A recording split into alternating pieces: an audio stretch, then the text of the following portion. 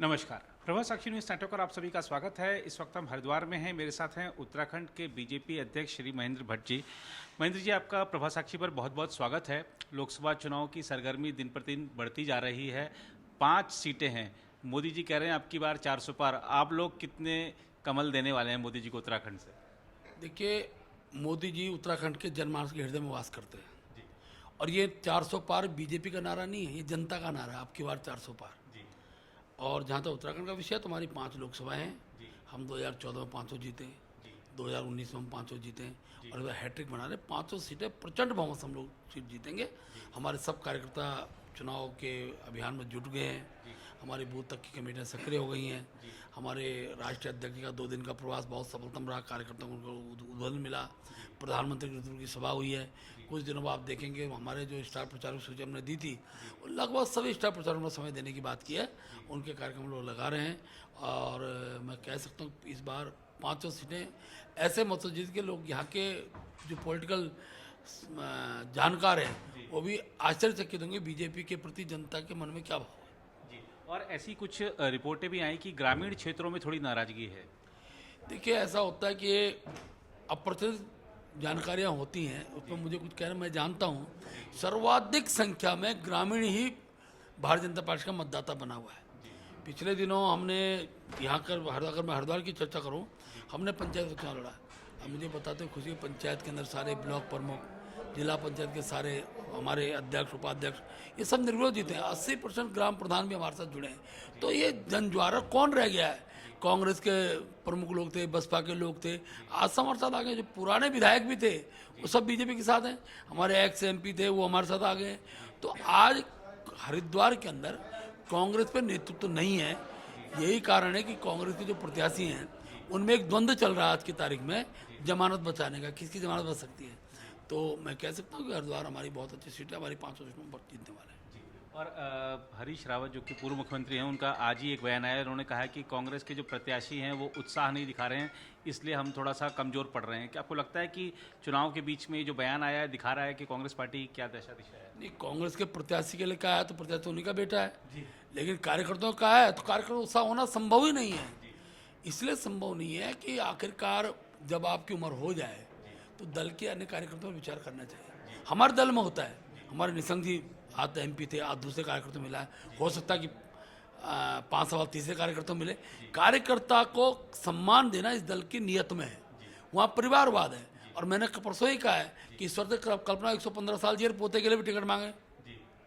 तो कांग्रेस के अंदर जो परंपरा है, इसी परंपरा का तो विरोध कांग्रेस के दल के अंदर कार्यकर्ता कर रहे हैं।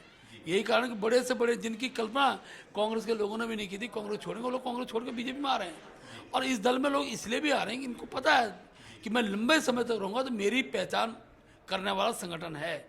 और देर से सबका नंबर आता है, सबकी बारी आती है। तीरथ जी मुख्यमंत्री बने, उनसे पूछो तो कहते मुझे पता ही नहीं था।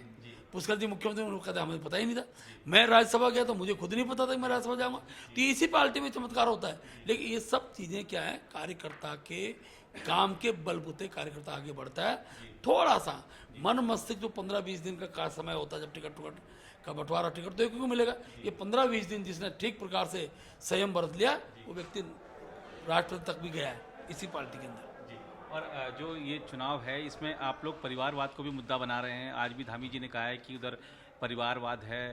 तो आपको लगता है कि अपने काम गिनाने की बजाय आप लोग परिवारवाद या दूसरे जो आरोप जो 10 साल पहले भी लग रहे थे उनके ऊपर भ्रष्टाचार के, वही आज बड़ा मुद्दा बने हुए आप लोगों के लिए? देखिए, परिवारवाद का विषय कि ये विरोधी दल लाए हैं। जब मोदी जी के बारे में जब मोदी जी ने मेरे परिवारजनों को कहा, तो विषय उनका, हमारा विषय नहीं है। मोदी तो हर व्यक्ति को अपना परिवार का सदस्य मानते हैं। और ये इशू जब बनता है तो उसका खामियाजा तो कांग्रेस भुगतना ही पड़ेगा। सत्य तो है ना, जो आज जितनी पार्टियां इकट्ठी हो रही हैं ये सारी परिवारवादी पार्टियां हैं। और वो भी जानते हैं जब तक परिवार का मुखिया अपने नए व्यक्ति को, अपने बेटे को, अपने परिवार के व्यक्ति को आगे नहीं करता है तो वो दल समाप्त हो जाएगा। यही कारण है कि चाहे कलकत्ता ममता बनर्जी तो अपने भतीजे को लाती हैं। हर राज्य में कितने नाम गिनाऊं, मुलायम सिंह यस क्या है, अखिलेश जी, आगे डिम्पल जी, न जाने फिर कोई जी पेट में होंगे वो भी आ जाएंगे बाहर। तो ये कांग्रेस का परिवारवाद सबको दिखता है और उनकी मजबूरी भी है। रॉबर्ट वाड्रा ने कहा मैं भी अमेठी से आना चाहता हूँ। देखिए ना, अब वो भी आ गए, अब तो दामाद भी कैंडिडेट होने लगे। मैंने तो कहा ना, हमारे दल के अंदर कार्यकर्ता जमीन से निकल कर आता है, कांग्रेस में कार्यकर्ता पेट से कांग्रेस का नेता पेट से निकलता है, इसलिए परिवारवाद खड़ा होता है। आज कांग्रेस ने अपना घोषणा पत्र जारी किया है, उसको न्याय पत्र नाम दिया है और कहा है कि ये तमाम जो न्याय है हम जनता को देंगे। 25-26 गारंटियां भी दी हैं उन्होंने। आपको लगता है कि उनकी गारंटी पर विश्वास करेगी जनता? पहली बात तो वो गारंटी से न्याय पे आ गए, अन्याय करने वाले न्याय पे आ गए। और गारंटी उनको पता है, गारंटी मोदी जी ने पकड़ ली। मोदी जी की गारंटी काम की गारंटी है, जिसका वो शिलान्यास कर रहे हैं, उसका उद्घाटन कर रहे हैं। लोग आंखों से दिखा, उसको बेवकूफ़ बनाओगे। आप तो सोशल मीडिया का तंत्र है, एक एक व्यक्ति समझता है इस व्यक्ति ने क्या बोला था और धरातल पे क्या है। इसलिए अब गारंटी की जगह वो किस पे, क्या बताया आपने अभी, न्याय पे आ गए। तो अन्याय करने वाले न्याय भी कभी नहीं कर सकते।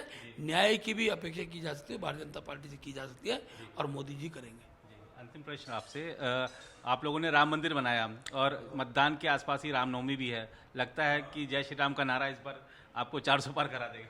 बिल्कुल, क्योंकि हम तो शुरू से ही भगवान राम के प्राण प्रतिष्ठा के लिए लालायत थे।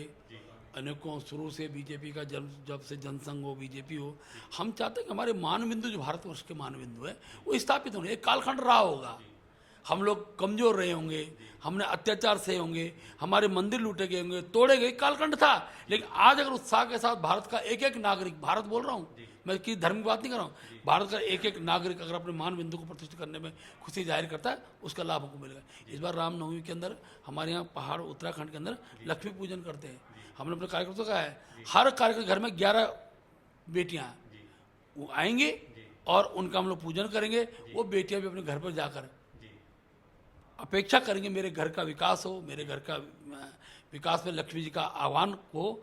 और लक्ष्मी का आसन तो कमल का फूल है भाई, इसलिए हमने तय किया है कि इस बार रामनवमी के दिन हर परिवार के कार्यकर्ता हम लक्ष्मी पूजन को करेंगे। बहुत धन्यवाद। तो ये थे महेंद्र भट्ट, बीजेपी उत्तराखंड के अध्यक्ष। इन्होंने बड़ी प्रखरता से चुनावी मुद्दों से जुड़े अपनी राय रखी। फिलहाल इस रिपोर्ट में इतना ही। बाकी देश दुनिया की खबरों के लिए बने रहे हैं प्रभा साक्षी के साथ।